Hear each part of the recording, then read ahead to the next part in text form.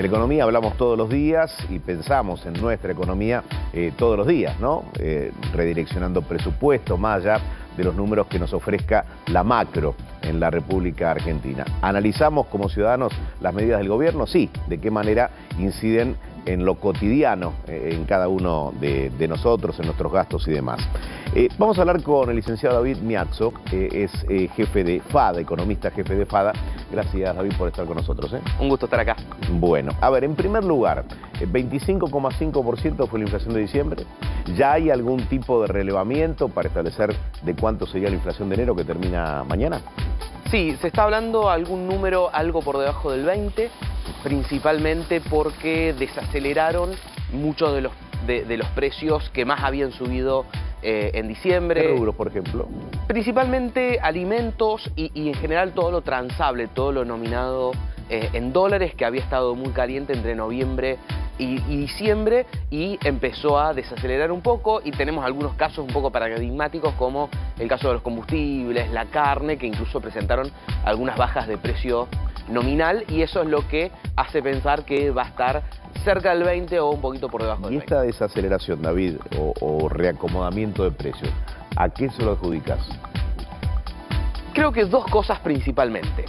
Primero es que hubo un pico de precios muy importante entre noviembre y diciembre, tratando de anticiparse a todo lo que podía pasar, también de la mano de toda la incertidumbre y de toda la situación macro. ¿Suba que incluyó especulación también? Digo, claro, en mayor o menor proporción. Es que de alguna medida toda esa incertidumbre y el tratar de cubrirse de alguna manera, lo podemos llamar también especulación. Entonces, es cierto que los precios, para ponerlo de alguna manera, subieron demasiado, como uno podría pensar, hasta el dólar, que alcanzó los 1.200 pesos hace 3 meses también, con alto nivel de inflación. Y ese es el segundo punto, que se vio cierta estabilidad, ¿no? Después del hervor inicial, se vio cierta estabilidad con el dólar, en los mercados financieros, y eso también ayudó a traer algún nivel de tranquilidad. David, esto es una foto. Esta estabilización que mencionás, que se rompa la inercia inflacionaria y que por lo menos se quiebre la tendencia de aumentar mes a mes, ¿es una foto o es un proceso? ¿Es una dinámica que se puede anticipar y que va a seguir así? ¿O es una moneda en el aire, digamos? Yo entiendo que tenemos dos momentos. Uno en el que es una tendencia bajista que marcó el pico diciembre, un escalón más abajo enero, un escalón más abajo febrero y probablemente un escalón más abajo marzo. Entonces, del 25, un camino hacia algún nivel cercano al 15, ¿no? Y eso está determinado porque el pico inicial de precios, que movió mucho lo transable, alimentos, etcétera, va surtiendo menor efecto a medida que también el dólar oficial está frenado, está planchado, y empiezan a traccionar los servicios públicos, que recién ahora empiezan a ver las subas. Entonces, estos próximos meses tracciona menos lo que traccionó inicialmente, diciembre-enero, y empieza a traccionar los servicios públicos. Y te decía dos momentos, sí, y te cierro la respuesta, porque esto va a durar hasta marzo, abril, cuando muchos economistas estamos esperando que probablemente haya o un nuevo salto cambiario o una liberación del dólar que de alguna manera implique un salto cambiario hacia abril, y ahí nos generaría otro efecto inflacionario abril, mayo, junio. Ahora, David, cuando hablamos de salto inflacionario, cuando hablamos de una eventual futura devaluación, todos empezamos a temblar, ¿no? Porque sabemos lo que implica eso en el factor precio de todos los días. Ahora, ¿no es lógico que en una economía que tiene un 20%, si querés, en promedio de inflación, por lo menos en este tramo del año, ajuste o actualice el dólar, que ya a esta altura el dólar 800 queda como ilógico? Exacto. Digo, porque es un precio más de la economía el dólar. Digo, sí, en cualquiera de sus versiones, digo, tiene que terminar acompañando el proceso inflacionario. De alguna manera, digo, aunque nos guste o no nos guste el tema de lo que puede ocurrir en abril o mayo, como recién planteabas. Sí, exacto. A ver, el tipo de cambio siempre termina acompañando, por las buenas o por las malas, porque el gobierno... Los paralelos. Claro, no, el tipo de cambio oficial. El oficial. Y los paralelos de alguna manera demuestran esa temperatura real. Entonces, tarde o temprano, termina acompañando, ¿sí? Lo acompaña mes a mes con el famoso crawling peg, que va siguiendo la inflación, o son saltos discretos, se mantiene planchado y después vuelve a subir. Son cómo se aplica la política económica, pero siempre termina acompañando. Yo entiendo que el gobierno un poco lo que buscó es tratar de generar cierta calma. Porque es cierto que veníamos con expectativas bastante complejas, con algún temor de hiper. ¿La logró esa cierta calma? Y la logró. Yo creo que a esa calma financiera, macro, la logró. Hay que hacerte una pregunta, David, porque sí, calma es una palabra que tiene buena recepción, digamos, ¿no?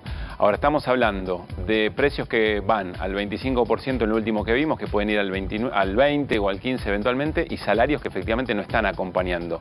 Javier Milei dice el 25% para llevarlo en andas al ministro de Economía. Probablemente en la misma narrativa el 20% se va a celebrar. Si tenemos en cuenta que la teoría que lleva adelante el gobierno es que los precios se estancan porque la gente no puede comprar más o porque no convalida precios, ¿es buena noticia, es mala noticia? ¿Esa calma es una calma en medio de una tormenta o efectivamente estamos hablando de un proceso positivo? Te lo pondría en dos lugares de la respuesta porque son ciertas las dos cosas. Digamos, es cierta la relativa calma financiera, por decirlo de alguna manera, respecto a lo que se podía esperar. Entonces, en ese sentido, yo lo leería como positivo, pero también es cierto la profunda pérdida de poder adquisitivo de los salarios, que no es solo pérdida de poder adquisitivo, sino que parten ya de un nivel muy bajo. O sea, parten de haber perdido más del 25% del poder adquisitivo durante los últimos 5 años y a eso le estás restando, ¿no? Claro. Entonces, ese es el gran problema del momento, lo que todo el mundo está sintiendo en el bolsillo y lo que va a impactar de manera directa en la pobreza, porque la pobreza no es otra cosa, el indicador. El indicador de pobreza no es otra cosa que cuánto cuesta el nivel de vida y cuánto gana la gente. Claro. Si eso va a dos ritmos separados, la pobreza, el indicador de nuevo, reacciona de manera inmediata. Todos empiezan a preocupar, es decir, el de poder adquisitivo alto, medio, bajo o completamente insuficiente para tener una vida por arriba de la canasta de indigencia, digo, todos están preocupados proporcionalmente. Exactamente, exactamente. Sí, algunos mucho más, lógicamente, el que no llega a un nivel de algo lógico, ¿no? Para vivir. Y una sí, cosita, que el gran desafío acá, yendo a lo que mencionaba recién, es lograr esa estabilidad lo antes posible, sí, para que la economía pueda volver a funcionar. Porque es cierto que por ahí es medio difícil de explicar y de entender para uno que está en el día a día, que la economía no va a volver a funcionar, es decir, en ese sentido, traccionar inversión, traccionar producción, etcétera, si no se logra cierta estabilidad macroeconómica. Ahora, se me ocurre, ¿a costo de qué, digamos, esa estabilidad? Y hago otra pregunta, porque la sensación es que impera la lógica que esto es lo único que había para hacer, que no había otras alternativas. Por eso te pregunto, ¿a costa de qué? Y si hay caminos alternativos que llevan a otra definición y no a este sufrimiento social en términos de nuestro salario, por ejemplo. Lo cierto es que siempre los asalariados y quienes tenemos ingresos fijos y de alguna manera somos los que terminamos pagando todas las crisis, sea cual sea la salida, y de hecho ya la veníamos pagando porque digamos, veníamos de un proceso de crisis ya iniciado. Yo la verdad es que... Pero parece que eso es natural y que no hay otra alternativa. Yo la verdad es que coincido que no había muchas otras alternativas que lograran mostrar una mejora en el mediano plazo, digamos en los siguientes 6 meses. La otra alternativa era tratar de seguir como venías, pero en una situación que te llevaba claramente a una situación cada vez más difícil de resolver, porque quiero decirlo de alguna mejor manera. O sea, si yo seguía la bola de nieve hacia adelante. Mira, estaba buscando las palabras para explicarlo y lo explicaste mejor. Digamos, después iba a ser, o sea, mientras seguíamos esperando, sí, cada vez que esperábamos, era más costoso desarmarlo. Hacemos una columna de los logros de este gobierno hasta ahora, si es que tiene algún logro desde tu visión, y dame cuáles son los riesgos mayores que enfrenta este gobierno.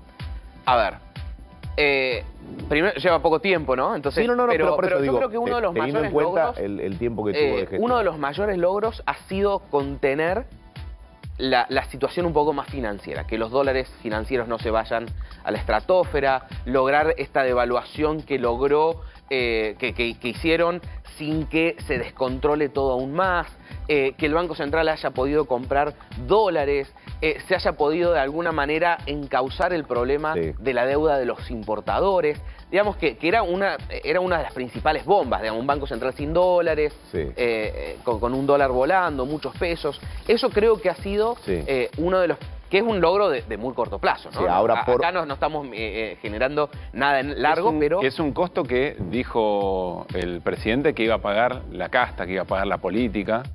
No es lo que está ocurriendo, digamos, ¿no? El costo de haber garantizado ese ordenamiento financiero. Sí, por ahora lo pagamos todos nosotros. Está claro. Ahora, y en los riesgos. Ese es el mayor logro. Por el escenario que tenemos hoy, como decía Pablo, con alta inflación, no hace falta ser economista, todos sabemos lo que es ir a comprar lo esencial y lo no tan esencial al mercado. ¿Cuáles son los riesgos que enfrenta el gobierno? Cuando quiera, por ejemplo, unificar el tipo de cambio que está entre sus anhelos o búsquedas, ¿no? Bien, unificar el tipo de cambio, yo creo que hoy se ha generado la situación para que no sea una de las cuestiones de mayor riesgo. O sea, esto, haber encauzado esta parte financiera, creo que va marcando el curso para que en abril se pueda, si se quiere, unificar el tipo de cambio. ¿Vos lo ves unificado yo lo veo a mitad de año? Ahí. Cerca de abril, mes más, mes menos. Cerca de abril, ¿por qué? Porque la idea sería hacerlo coincidir con la cosecha gruesa, que estamos con algunos problemas de precios, qué sé yo, pero ahí es donde mayo, junio, julio está la mayor oferta de dólares durante el año. Entonces pareciera que va todo encauzándose a que se pueda hacer sin muchas mayores dificultades en abril-mayo, que era uno de los principales desafíos. Después, el otro gran riesgo que veo yo es lo que hemos visto estos días con la famosa ley ómnibus, que el gobierno no pudo pasar, no tuvo los votos y el poder político para pasar las principales medidas económicas que tenía dentro de la ley ómnibus, lo cual le dificultará de alguna manera alcanzar el tan buscado déficit fiscal, cierre del déficit fiscal, ¿no? O equilibrio fiscal, que es una de las principales apuestas. Logro equilibrio fiscal, dejo de emitir, con eso corto el primer canal de generación de inflación, y eso empieza a mostrar estabilidad, que empieza a generar una posible recuperación del poder adquisitivo. Pero si todo eso no se da en estos primeros 6 meses, se va a complicar mucho. Ponele que se dé, ponele que el gobierno alcance ese resultado de déficit cero, o lo más cercano a ese resultado. ¿Qué pasa con los salarios, jubilaciones y demás? Porque vos ya tenés, al mes de abril, vas a tener un 100% de pérdida de poder adquisitivo, si es que el salario no logra una recuperación. O si la actualización por ley de movilidad en marzo le da un 30% a los jubilados, queda completamente desfasado. ¿Cuándo ves la recuperación del poder adquisitivo? Si es exitoso... Vamos si al escenario... yo creo que después de junio es donde podemos empezar a ver un círculo virtuoso. Y no... Si no es exitoso, sigamos viendo un círculo vicioso. Olvídate de las inversiones del exterior. No, es ¿Y que con tampoco... qué panorama en la industria, en el comercio, en todo lo que genera empleo aquí en la Argentina? Bien. Que es lo que me parece que hoy por hoy es prioritario. Tenemos 3 sectores que claramente están traccionando y van a traccionar positivamente este año, que son el agro, que al venir también desde una sequía muy profunda, este año recupera mucho y va a sumar mucho a la actividad económica. Petróleo, que claramente viene traccionando, minería, son 3 sectores que vienen con una muy clara tracción positiva. ¿Qué pasa con las pymes, que son las que más empleo generan? La micro. A eso se le suma, bueno, en realidad muchas pymes trabajan en alguno también de todos estos sectores, pero ahí voy. Después, hay un cuarto sector que es el de la economía del conocimiento, que es un sector que traccionó muchísimo durante todos estos últimos años, pero por fuera del sistema, por decirlo de alguna manera, por efecto del cepo y la brecha cambiaria.